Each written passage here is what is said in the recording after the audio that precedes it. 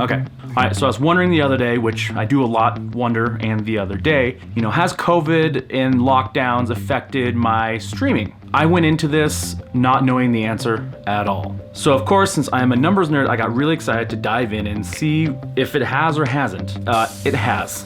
Now, why it has affected the numbers, I have no idea. It might be a combination of so many different things. I'm sure I got moved in different playlists, which I know I have. Spotify editorial ones, Rise, I got moved down a bit. I'm sure there's other playlists I've been taken off of, added to smaller ones. There's so many factors at play, but I was just curious, taking numbers and comparing them and seeing what is what. So what I did to gather the numbers is I took from April to July, because in my neck of the woods, March was when COVID really started to hit hard. So then I took from December to March. So I had 2 sample sizes of 4 months, kind of pre-COVID and current COVID. So I figured out the difference in streaming and then daily listeners. And the results are, listeners are actually down 16%.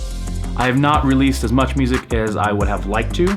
I want to stay more active on Spotify with single releases. I feel like the biggest reason there's been a decrease in listeners is because of my movement on the Spotify editorial playlist. And I've noticed my Discover weekly numbers have also shrunk some. Now, one thing I was thinking about that actually might have a large part to do with it is my music is actually on a lot of pretty popular yoga playlists. And with restrictions being different all over the country, I know one thing in my neck of the woods is you can't have group gatherings.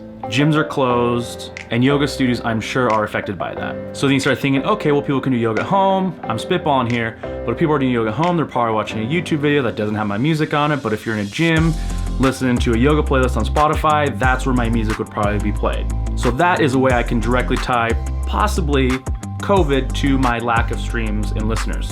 And speaking of streams, my streams are actually down 16.7%. Streams are down, listeners are down.